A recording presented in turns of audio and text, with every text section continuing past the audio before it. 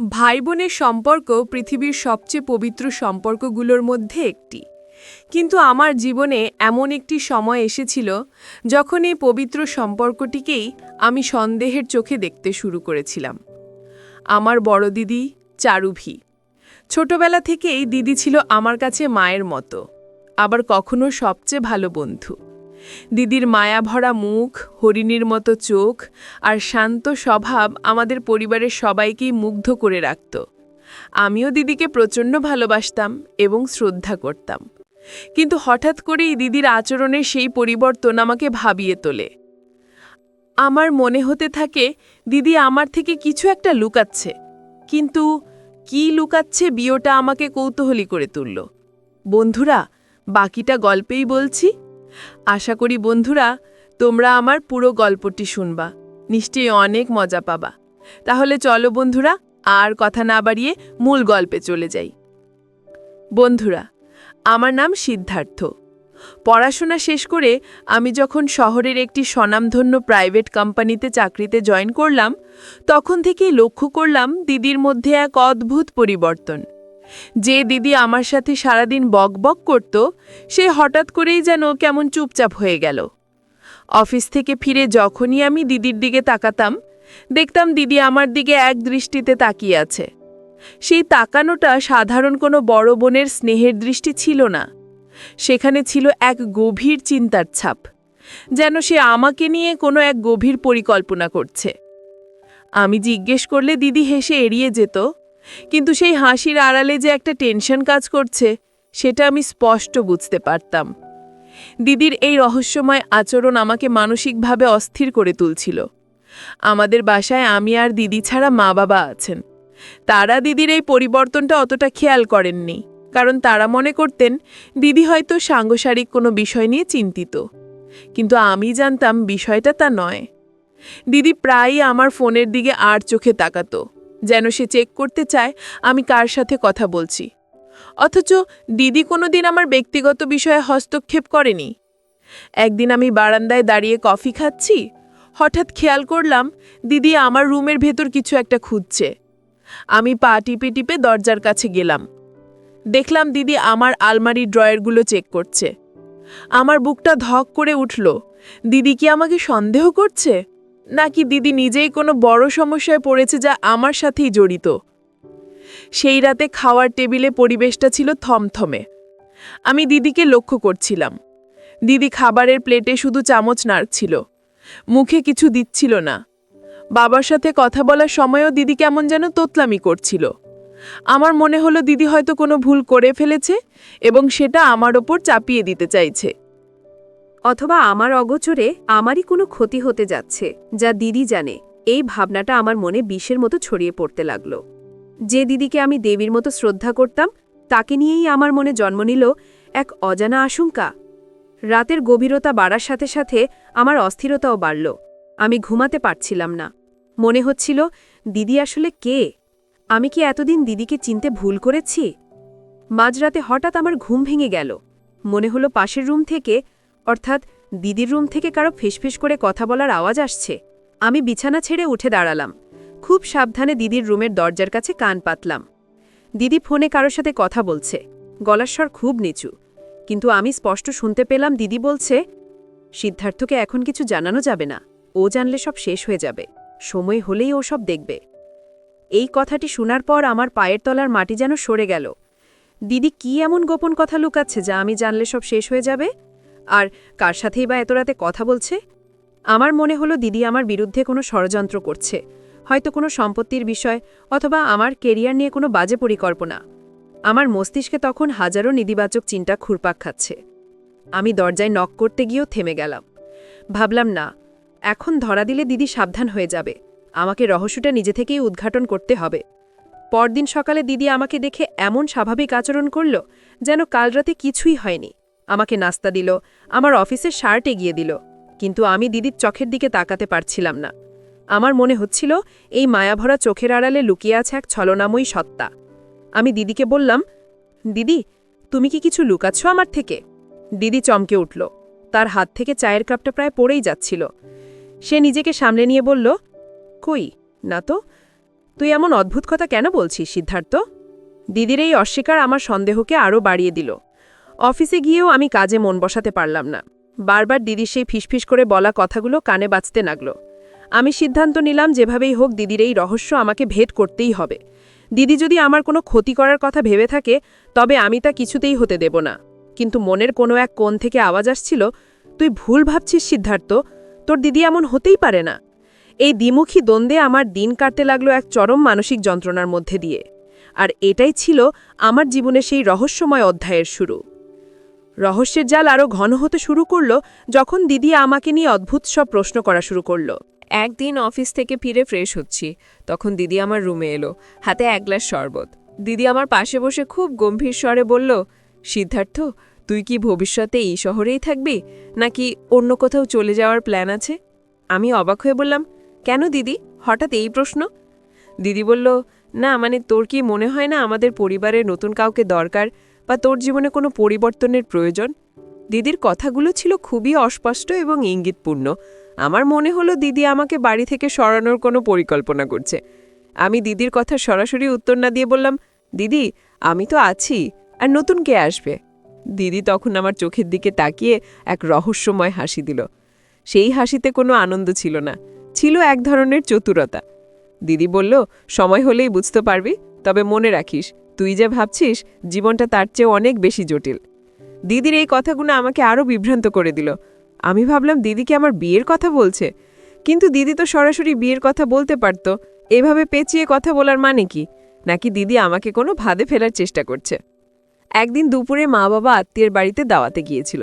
বাসায় আমি আর দিদি একা। আমি আমার ল্যাপটপে কাজ করছিলাম। হঠাৎ দিদির রুম থেকে কিছু একটা পড়ে যাওয়ার শব্দ হলো। আমি দৌড়ে গেলাম, গিয়ে দেখি দিদি মেঝেতে বসে কিছু কাগজপত্র দ্রুত লুকোনোর চেষ্টা করছে। আমাকে দেখে দিদি চমকে উঠল এবং ফাইলটা নিজের ওড়না দিয়ে ঢেকে ফেলল। আমি বললাম, দিদি, ওটা কিসের ফাইল? তুমি কি লুকাচ্ছ? দিদি দোতলামি করে বলল, কিছু না সিদ্ধার্থ, এগুলো আমার পুরনো সার্টিফিকেটের ফাইল, তুই যা, তোর কাজ কর। আমি জানতাম দিদি মিথ্যা বলছে, কারণ সার্টিফিকেটের ফাইল দেখে কেউ এত ভয় পায় না। আমি দিদির রুম থেকে চলে আসলাম ঠিকই, কিন্তু আমার মনে সন্দেহ আরও ঘনীভূত হলো। আমি নিশ্চিত হলাম যে দিদি আমার অগোচরে কোনো বড় ধরনের আর্থিক লেনদেন বা কোনো আইনি ঝামেলার মধ্যে জড়িয়েছে, যা সে আমার উপর চাপাতে চাইছে। অথবা এমনও হতে পারে দিদি আমার নামে কোনো লোন বা গ্যারান্টার হওয়ার কাগজ তৈরি করছে। আমার বিশ্বাস এবং ভালোবাসার জায়গায় তখন বাসা বেঁধেছে অবিশ্বাস আর ভয়। সেদিন বিকেলে দিদি আমাকে বলল, সিদ্ধার্থ, চলো আজ বিকেলে আমরা ছাদে বসি চা খাই, ছোটবেলার মতো। আমি রাজি হলাম, কারণ আমি চাইছিলাম দিদির পেট থেকে কথা বের করতে। ছাদে বসি দিদি আকাশের দিকে তাকিয়ে দীর্ঘশ্বাস ফেলল। বলল, জানিস সিদ্ধার্থ, মাঝে মাঝে মনে হয় মানুষকে বিশ্বাস করা খুব কঠিন, এমনকি নিজের রক্তকেও। দিদির এই কথাটা আমার বুকে তীরের মতো বিঁধল। নিজের রক্ত বলতে কি দিদি আমাকেই বোঝালো? আমি কি দিদির বিশ্বাসের মর্যাদা রাখতে পারিনি, নাকি দিদি নিজেই বিশ্বাসের অযোগ্য হয়ে উঠছে? আমি সাহস করে বললাম, দিদি, তুমি কি কোনো সমস্যায় আছো? আমাকে খুলে বলো, আমি সমাধান করব। দিদি আমার দিকে তাকালো, তার চোখে জল টলমল করছে। সে আমার হাতটা ধরে বলল, তুই এখন বুঝবি না ভাই, কিছু জিনিস সময়ের ওপর ছেড়ে দিতে হয়। তবে একটা কথা মনে রাখিস, আমি যা করছি তার পরিণাম খুব শীঘ্রই দেখতে পাবি। দিদির এই কথাটি ছিল একই সাথে ভীতিকর এবং রহস্যময়। পরিণাম শব্দটি আমাকে আতঙ্কিত করে তুলল। কিসের পরিণাম? কেন দিদি এত ভনিতা করছে? রাত্রে আমি শুয়ে শুয়ে ভাবছিলাম, আমার কি উচিত বাবা মাকে সব খুলে বলা? কিন্তু আমার কাছে তো কোনো প্রমাণ নেই, শুধু সন্দেহ আর দিদির অদ্ভুত আচরণ। যদি আমি ভুল হই তবে পরিবারের শান্তি নষ্ট হবে, আর যদি ঠিক হই তবে দেরি হয়ে যেতে পারে। এই দোলাচলের মধ্যে আমি দিদির উপর নজরদারি বাড়ানোর সিদ্ধান্ত নিলাম। দিদি কার সাথে মিশছে, কোথায় যাচ্ছে, সব আমাকে জানতে হবে। আমার নিজের দিদিকেই আমি তখন গোয়েন্দার দৃষ্টিতে দেখতে শুরু করলাম। পরের দিন সকালে দিদি খুব সেজেগুজে কোথাও বের হচ্ছিল। আমি জিজ্ঞেস করলাম, কোথায় যাচ্ছ দিদি? দিদি বলল, এক বান্ধবীর সাথে দেখা করতে। কিন্তু দিদির সাজগোজ দেখে মনে হচ্ছিল সে বিশেষ কারোর সাথে দেখা করতে যাচ্ছে। আমি দিদির পিছু নেওয়ার কথা ভাবলাম, কিন্তু অফিসের দেরি হয়ে যাচ্ছিল বলে পারলাম না। সারাদিন অফিসে বসে আমি শুধু দিদির কথা ভাবলাম। দিদি কি কোনো অবৈধ সম্পর্কে জড়িয়েছে, নাকি আমাকে বিপদে ফেলার জন্য কারোর সাথে হাত মিলিয়েছে? আমার মস্তিষ্ক তখন আমাকেই বিভ্রান্ত করছিল। এবার রহস্য আরও ঘনীভূত হল যখন মা বাবা জানালেন তারা তীর্থে যাবেন এবং আগামী 7 দিন বাসায় থাকবেন না। এই 7 দিন আমি আর দিদি সম্পূর্ণ একা থাকব। খবরটা শুনে দিদির চোখে মুখে এক অদ্ভুত প্রশান্তি দেখলাম, যা আমাকে আরও বেশি সন্ধিহান করে তুলল। সাধারণত মা বাবা দূরে গেলে দিদি চিন্তিত থাকে, কিন্তু এবার মনে হচ্ছে সে এই সুযোগটার অপেক্ষাতেই ছিল। আমার মনে হলো এই 7 দিনেই দিদি তার আসল পরিকল্পনা বাস্তবায়ন করবে। আমার নিরাপত্তা নিয়ে আমি নিজেই শঙ্কিত হয়ে পড়লাম। মা বাবা চলে যাবার প্রথম রাতটা ছিল আমার জন্য বিভীষিকাময়। দিদি সন্ধ্যা থেকেই খুব ব্যস্ত হয়ে পড়ল। সে নিজের রুমের দরজা বন্ধ করে রাখল। আমি বসার ঘরে বসে টিভি দেখছিলাম, কিন্তু আমার কান ছিল দিদির দরজার দিকে। রাত 10টার দিকে দিদির রুমের দরজা খুলল। দিদি বেরিয়ে এলো, হাতে একটা ডায়েরি। সে আমাকে লক্ষ্য না করে সোজা রান্নাঘরের দিকে গেল। আমি পিছু নিলাম। দেখলাম দিদি ডায়েরিটা খুলে কিছু একটা পড়ছে আর বিড়বিড় করছে। আমি আড়াল থেকে শোনার চেষ্টা করলাম। দিদি বলছে সব কিছু নিখুঁত হতে হবে, সিদ্ধার্থ যেন ঘুণাক্ষরেও টের না পায়। আমার হাত পা ঠান্ডা হয়ে এলো। দিদি আমাকে নিয়ে কি এমন প্ল্যান করছে যা নিখুঁত হতে হবে? আমি কি দিদির পথের কাটা? আমি নিজেকে সামলে নিয়ে স্বাভাবিকভাবে রান্নাঘরে ঢুকলাম। বললাম, দিদি জল খাবো। দিদি চমকে উঠে ডায়েরিটা বন্ধ করে ফেলল। তার চেহারায় অপরাধ বোধের ছাপ স্পষ্ট। সে বলল, টেবিলে জল রাখা আছে, নিয়ে খা। আমি জল খাওয়ার ভান করে ডায়েরিটার দিকে তাকালাম। সাধারণ একটা কালো রঙের ডায়েরি, কিন্তু এর ভেতরেই হয়তো লুকিয়ে আছে আমার জীবনের বড় কোনো রহস্য। পরদিন সকালে আমি অফিসে যাওয়ার ভান করে বাসা থেকে বের হলাম, কিন্তু আসলে আমি বাসার কাছেই একটা পার্কে অপেক্ষা করতে লাগলাম। আমি দেখতে চাইছিলাম দিদি বাসায় একা কি করে। ঘণ্টাখানেক পর দেখলাম দিদি বাসা থেকে বের হচ্ছে, হাতে একটা বড় খাম। দিদি রিক্সা নিয়ে শহরের উল্টো দিকে রওনা দিল। আমিও একটা রিক্সা নিয়ে দিদির পিছু নিলাম। দিদি গিয়ে থামল একটা পুরনো ক্যাফের সামনে। সেখানে আগে থেকেই একজন লোক বসেছিল। লোকটির মুখ আমি স্পষ্ট দেখতে পাচ্ছিলাম না, তবে তার হাবভাব সুবিধাজনক মনে হলো না। দিদি লোকটির সাথে খুব সিরিয়াসলি কথা বলছিল এবং সেই খামটি লোকটির হাতে তুলে দিল। লোকটি খামটি খুলে কিছু ছবি বের করে দেখল। আমি দূর থেকে বোঝার চেষ্টা করলাম ছবিগুলো কিসের। মনে হলো কোনো মেয়ের ছবি। আমার মাথায় আকাশ ভেঙে পড়ল। দিদিকে আমাকে ব্ল্যাকমেল করার জন্য কোনো মেয়ের সাথে আমাকে ফাঁসানোর চক্রান্ত করছে, নাকি আমার বিয়ের নাম করে কোনো প্রতারণার ফাঁদ পাচ্ছে? দিদি এবং লোকটির মধ্যে বেশ কিছু তর্ক বিতর্ক হলো। এক পর্যায়ে দিদি টেবিলে মাথা নিচু করে কাঁদল। আমি আর সহ্য করতে পারছিলাম না। ইচ্ছে হচ্ছিল এখনই গিয়ে দিদিকে প্রশ্ন করি, কিন্তু আমি নিজেকে থামালাম। আমাকে শেষ পর্যন্ত দেখতে হবে। দিদি ক্যাফে থেকে বের হয়ে আসার পর আমি আবার তাকে ফলো করলাম। দিদি সোজা বাসায় ফিরে এলো। আমিও কিছুক্ষণ পর বাসায় ঢুকলাম, যেন আমি অফিস থেকে এসেছি। দিদিকে দেখে খুব ক্লান্ত আর বিধ্বস্ত মনে হচ্ছিল। আমি বললাম, দিদি শরীর খারাপ লাগছে? দিদি কোনো উত্তর না দিয়ে শুধু মাথা নাড়ল। সেদিন রাতে খাওয়ার সময় আমি দিদিকে বললাম, দিদি আজ অফিসে একটা অদ্ভুত ঘটনা ঘটেছে। এক সহকর্মী তার নিজের ভাইয়ের সাথে প্রতারণা করেছে সম্পত্তির জন্য। আমি দিদির প্রতিক্রিয়া দেখার জন্য গল্পটা বানালাম। দিদি খাওয়া থামিয়ে আমার দিকে তাকালো। তার চোখ জ্বলে উঠল। সে বলল, সব ভাইবোন এক হয় না সিদ্ধার্থ, আর সব ঘটনার পেছনেই কোনো না কোনো কারণ থাকে যা আমরা জানি না। দিদির এই ডিফেন্সিভ উত্তর আমাকে বুঝিয়ে দিল যে আমার সন্দেহ অমূলক নয়। দিদি নিশ্চয়ই কিছু একটা করছে যা নীতিগতভাবে ঠিক নয়। রাত গভীর হলে আমি আবার দিদির ফিসফিসানি শুনতে পেলাম। এবার দিদি ফোনে বলছে, কাজটা কঠিন, কিন্তু আমাকে করতেই হবে। সিদ্ধার্থের ভালোর জন্যই হোক বা আমার জেদের জন্যই হোক, এটা আমি করবই। সিদ্ধার্থের ভালো কথাটা শুনে আমি একটু দ্বিধায় পড়ে গেলাম, কিন্তু পরক্ষণেই ভাবলাম, মানুষ ক্ষতি করার আগেও অনেক সময় ভালোর দোহাই দেয়। আমি সারা রাত জেগে রইলাম, ভয়ে আর দুশ্চিন্তায়। আমার নিজের ঘরেই আমি তখন নিজেকে বন্দী মনে করছিলাম। পরের দিনগুলো ছিল আমার জন্য স্নায়ুযুদ্ধের মতো। আমি আর দিদি একই ছাদের নিচে থাকতাম, কিন্তু আমাদের মধ্যে যোজন যোজন দূরত্ব তৈরি হয়ে গিয়েছিল। আমি দিদির প্রতিটি পদক্ষেপ সন্দেহ করতাম, আর দিদিও আমার থেকে পালিয়ে বেড়াত। একদিন সকালে আমি বাথরুমে যাওয়ার সময় দেখলাম দিদির রুমের দরজাটা একটু খোলা। কৌতূহলবশত আমি উকি দিলাম। দেখলাম দিদি আয়নার সামনে দাঁড়িয়ে নিজেকে খুব ভালো করে দেখছে। তার হাতে একটা লাল রঙের শাড়ি, সে শাড়িটা নিজের গায়ে ধরে দেখছে। দৃশ্যটি সাধারণ মনে হতে পারে, কিন্তু দিদির অভিব্যক্তি ছিল অস্বাভাবিক। সে কাঁদছিল।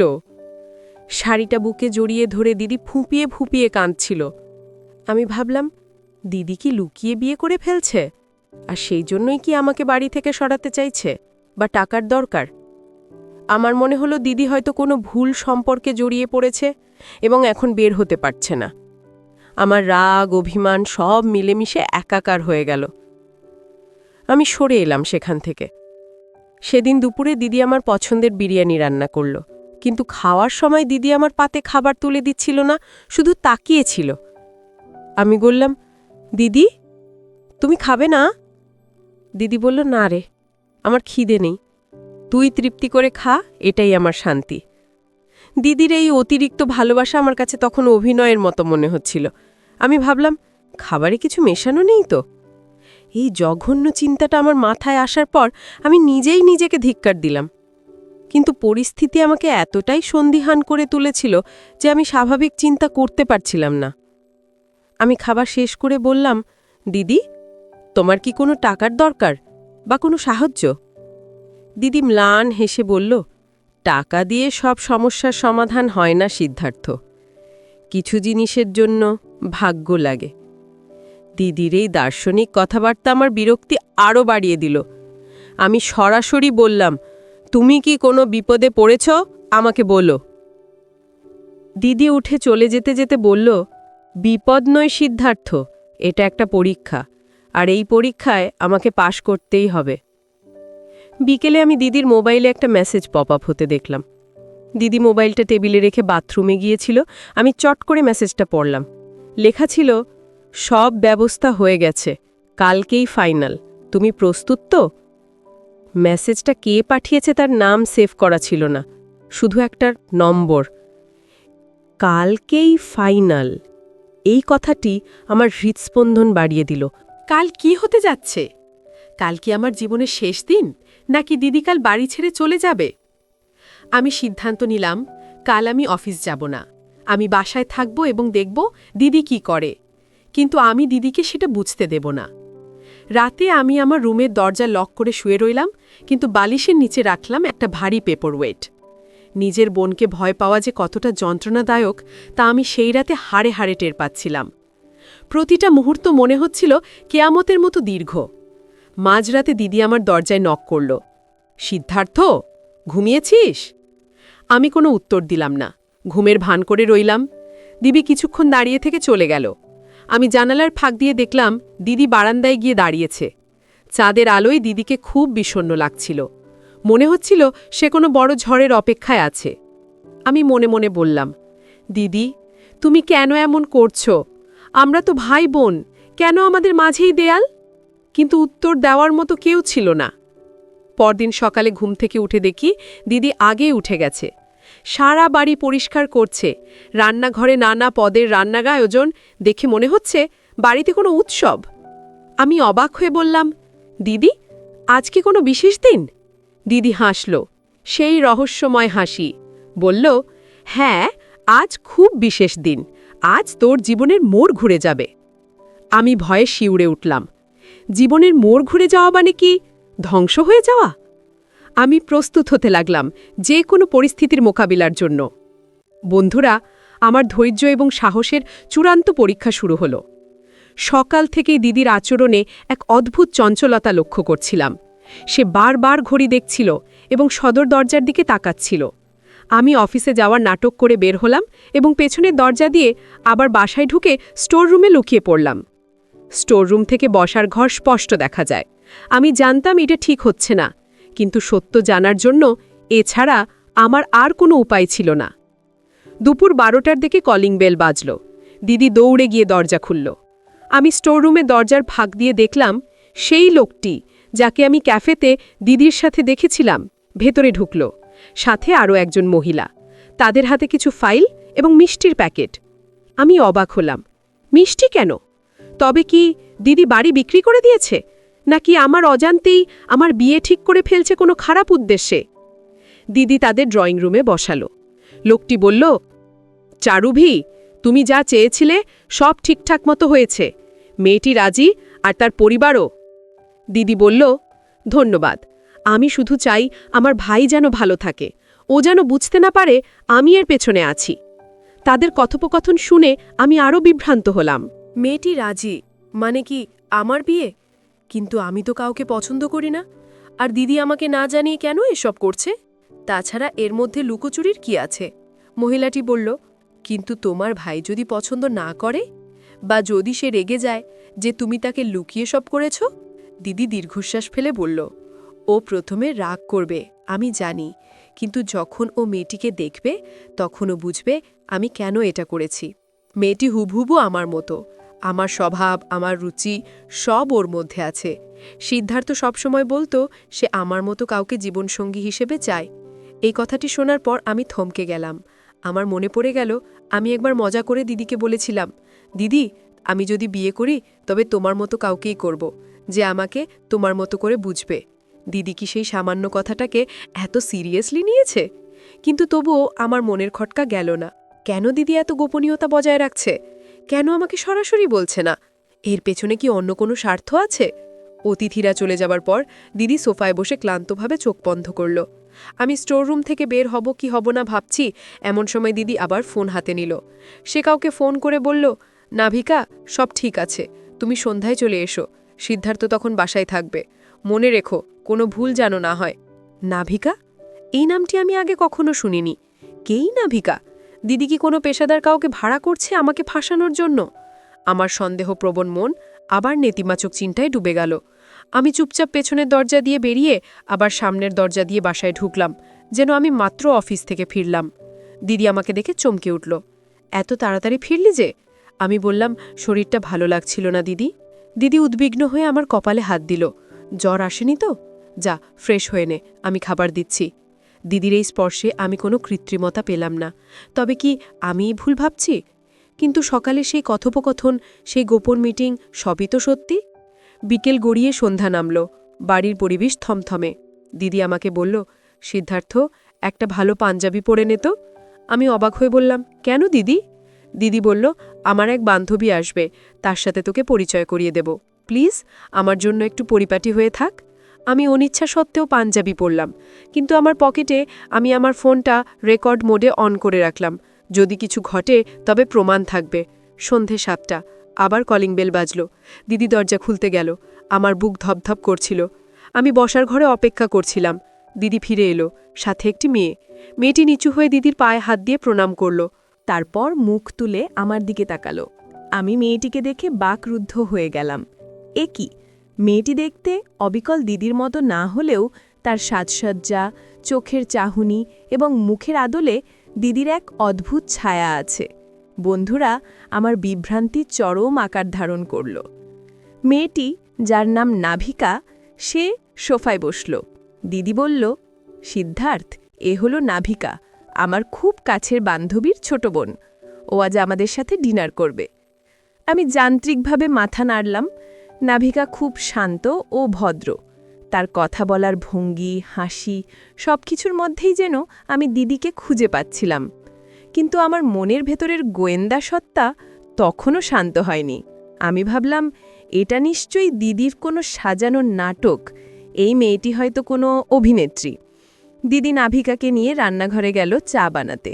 আমি একা বসার ঘরে বসে রইলাম। নাভিকার ফেলে যাওয়া ভ্যানিটি ব্যাগটা সোফায় পড়েছিল।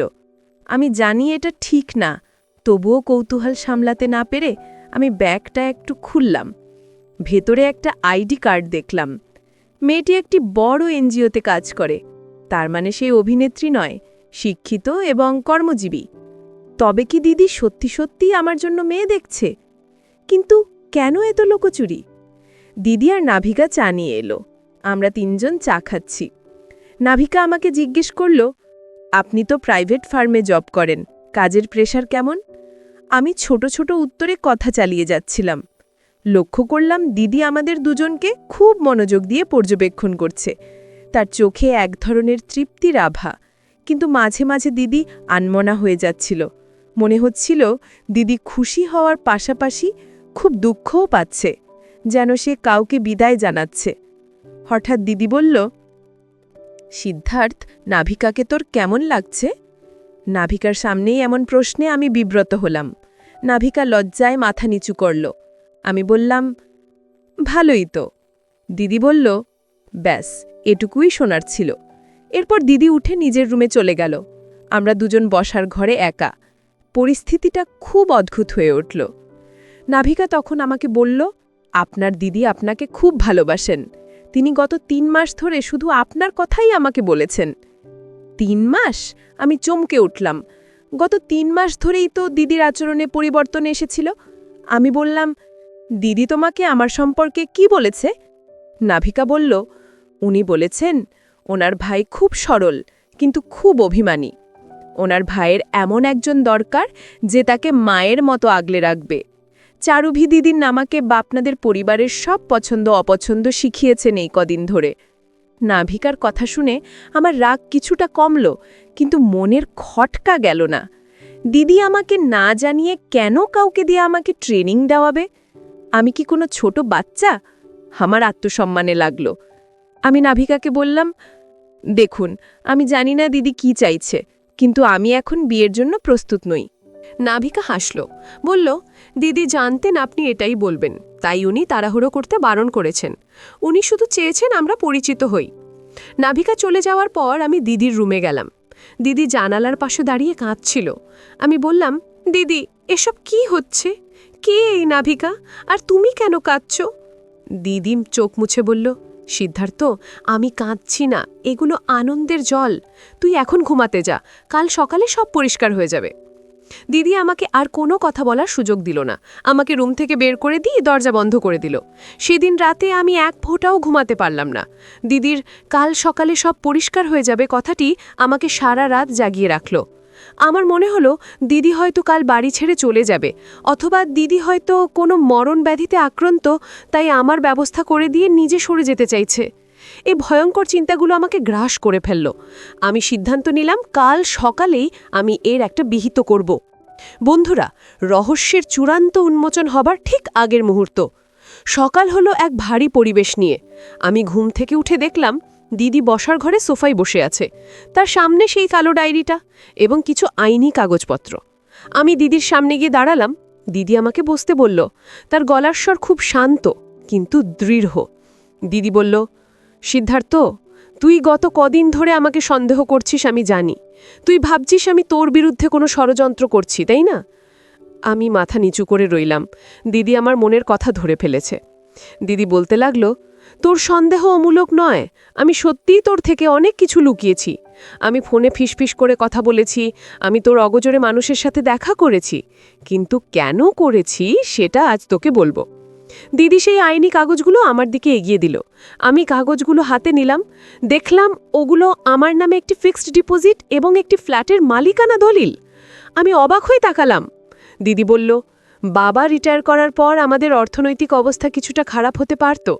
আমি গত 5 বছর ধরে আমার টিউশনি আর ফ্রিল্যান্সিংয়ের টাকা জমিয়ে এই ব্যবস্থা করেছি। আর এই ফ্ল্যাটটা তোর নামে বুকিং দেওয়া হয়েছে যাতে তোর ভবিষ্যতে কোনো কষ্ট না হয়। আমি বাকরুদ্ধ হয়ে গেলাম। আমি দিদিকে সন্দেহ করছিলাম টাকার লোভী ভাবে, আর দিদি নিজের সব সঞ্চয় আমার নামে করে দিয়েছে। কিন্তু রহস্য তো শুধু টাকা নিয়ে ছিল না। আমি বললাম, আর নাভিকা, আর তোমার সেই অদ্ভুত আচরণ? দিদি হাসল, কিন্তু সেই হাসিতে বিষাদ ছিল। দিদি বলল, সিদ্ধার্থ, আমার বিয়ে ঠিক হয়েছে। আমি আগামী মাসেই কানাডা চলে যাচ্ছি। ছেলেটি ওখানে সেটেলড। এই খবরটি ছিল আমার জন্য বিনা মেঢে বজ্রপাতের মতো। দিদি চলে যাবে এত দূরে? আমি বললাম, কি বলছো দিদি, তুমি চলে যাবে আর আমাকে বলনি? দিদি বলল, আমি বলতে পারিনি রে। আমি জানি তুই আমাকে ছাড়া কতটা অচল। আমি ভয় পাচ্ছিলাম আমি চলে গেলে তোর খেয়াল কে রাখবে। মা বাবা তো বয়স্ক হচ্ছে, তোর একজন সঙ্গী দরকার যে ঠিক আমার মতোই তোকে বুঝবে। দিদি বলতে লাগলো, তাই আমি গত 3 মাস ধরে পাগলের মতো তোর জন্য মেয়ে খুঁজেছি। আমি ঘটকদের বিশ্বাস করতে পারিনি। আমি নিজে যাচাই করেছি। নাভিকাকে আমি 3 মাস ধরে পর্যবেক্ষণ করেছি, তাকে আমাদের পরিবারের সাথে মানিয়ে নেওয়ার জন্য তৈরি করেছি। আমি চেয়েছিলাম আমি যাওয়ার আগেই তোর জীবনটা গুছিয়ে দিয়ে যেতে। আমি যে ফোনে কথা বলতাম সেটা ছিল নাভিকার সাথে। আমি যে কাঁদতাম সেটা তোকে ছেড়ে যাওয়ার কষ্টে। আমার চোখ দিয়ে তখন জল গড়াতে শুরু করেছে। আমি দিদিকে কত ভুল ভেবেছি। দিদি আমার ভালোর জন্য নিজের বিয়ের আনন্দও প্রকাশ করেনি, শুধু আমার ভবিষ্যতের চিন্তায় মগ্ন ছিল। আমি বললাম, কিন্তু দিদি আমাকে লুকিয়ে কেন? দিদি বলল, কারণ আমি তোকে সারপ্রাইজ দিতে চেয়েছিলাম, আর আমি চেয়েছিলাম নাভিকাকে তুই নিজের চোখে আগে দেখ, কোনো পূর্বধারণা ছাড়া। আমি ভয় পাচ্ছিলাম তুই হয়তো বিয়ের নাম শুনলেই বেঁকে বসবি। হঠাৎ দিদি তার ডায়েরিটা খুলল, বলল, এখানে আমি গত 3 মাসের প্রতিটা দিনের কথা লিখে রেখেছি, আমার টেনশন, আমার ভয়, আর তোর প্রতি আমার ভালোবাসা। তুই যে আমাকে সন্দেহ করছিস সেটাও আমি বুঝেছিলাম, কিন্তু আমি অপেক্ষা করছিলাম সঠিক সময়ের জন্য। আমি ডায়েরিটা হাতে নিলাম, পাতা উল্টাতে গিয়ে দেখলাম আমার ছোটবেলার একটা ছবি, আর তার নিচে লেখা, আমার ভাই, আমার রাজপুত্র, ওর জন্য আমি সব করতে পারি। আমি দিদির পায়ের কাছে বসে পড়লাম, আমার কান্নায় গলা বুঝে আসছিল। আমি বললাম, আমাকে মাফ করে দাও দিদি, আমি তোমাকে জঘন্য সব সন্দেহ করেছি, আমি ভেবেছি তুমি আমার ক্ষতি চাইছো। দিদি আমাকে টেনে তুলল, বুকে জড়িয়ে ধরে বলল, পাগল ছেলে, দিদি কি কখনো ভাইয়ের ক্ষতি চাইতে পারে? দিদি তো মায়ের ছায়া, মায়ের ছায়া কখনো সন্তানের ওপর থেকে সরে না, শুধু আড়াল হয় তাকে রোদ থেকে বাঁচাতে। বন্ধুরা, আমার সব ভুল ভেঙে চুরমার হয়ে গেল। সেই দিনটা ছিল আমার জীবনের এক নতুন শিক্ষার দিন। দিদির সেই ত্যাগ আর ভালোবাসার গভীরতা আমি মর্মে মর্মে উপলব্ধি করলাম। নাভিকা আবার এলো সেই বিকেলে, এবার আর দিদির বান্ধবী হিসেবে নয়, আমার হবু স্ত্রী হিসেবে। আমি নাভিকার দিকে তাকালাম, এবার আর সন্দেহের চোখে নয়, বরং শ্রদ্ধার চোখে, কারণ এই মেয়েটিকে আমার দিদি নিজে হাতে গড়েছে আমার জন্য। মা বাবা তীর্থ থেকে ফিরে সব শুনিলেন। তারা দিদির এই কাণ্ড দেখে অবাক হলেন এবং গর্বে তাদের বুক ভরে গেল। মা দিদিকে জড়িয়ে ধরে কাঁদলেন। বাবা বললেন, চারুভি, তুই শুধু আমাদের মেয়ে নোস, তুই আমাদের অভিভাবক। দিদির বিয়ে হয়ে গেল ধুমধাম করে। বিদায়ের দিন আমি দিদিকে জড়িয়ে ধরে বাচ্চাদের মতো কাঁদলাম। দিদি আমার কানে ফিসফিস করে বলল, কাঁদিস না সিদ্ধার্থ, আমি তোকে এমন একজনকে দিয়ে যাচ্ছি যে তোকে আমার অভাব বুঝতে দেবে না। নাভিকার সাথে আমার বিয়ে হলো কিছুদিন পরেই। সত্যি বলতে, নাভিকার মধ্যে আমি দিদির ছায়া দেখতে পাই। সে আমার যত্ন নেয়, আমাকে শাসন করে, আবার আমার বন্ধুও হয়ে থাকে। দিদি ক্যানাডা থেকে প্রায়ই ভিডিও কল করে। আমরা 3 জন মিলে আড্ডা দেই। এখন আর কোনো রহস্য নেই, নেই কোনো লুকোচুরি, আছে শুধু স্বচ্ছ ভালোবাসা আর বিশ্বাস। আমি মাঝে মাঝে ভাবি, যদি আমি আমার সন্দেহের বশবর্তী হয়ে দিদির সাথে খারাপ ব্যবহার করতাম বা তাকে অপমান করতাম, তবে আজ আমি নিজেকে ক্ষমা করতে পারতাম না। আমি দিদির সেই বাজে উদ্দেশ্য খুঁজতে গিয়ে আবিষ্কার করলাম এক মহামূল্যবান সৎ উদ্দেশ্য। আমি বুঝলাম, দিদির সেই অদ্ভুত চাহনি ছিল আমার ভবিষ্যতের চিন্তায় আকুল এক বোনের দৃষ্টি। তার সেই গোপনীয়তা ছিল আমাকে সেরা উপহারটা দেওয়ার প্রস্তুতি। বন্ধুরা, আমার এই গল্প থেকে আমি একটা কথাই শিখলাম, যা সবসময় মনে রাখব। আমরা অনেক সময় চোখের দেখাকেই চূড়ান্ত সত্য বলে মনে করি। প্রিয়জনের আচরণে সামান্য পরিবর্তন দেখলেই আমরা তাদের সন্দেহ করতে শুরু করি। কিন্তু আমরা ভুলে যাই, ভালোবাসার মানুষেরা অনেক সময় আমাদের ভালোর জন্যই কঠিন পথ বেছে নেয় বা কিছু বিষয় গোপন রাখে। ভাই বোনের সম্পর্ক সন্দেহের ঊর্ধ্বে। সেখানে অভিমান থাকতে পারে, কিন্তু অহিত করার কোনো উদ্দেশ্য থাকতে পারে না। তাই আপনাদের কাছে আমার অনুরোধ, পরিবারের কোনো সদস্যের আচরণে যদি কখনো পরিবর্তন দেখেন, তবে তাকে সন্দেহ না করে তার সাথে খোলাখুলি কথা বলুন, তাকে বোঝার চেষ্টা করুন।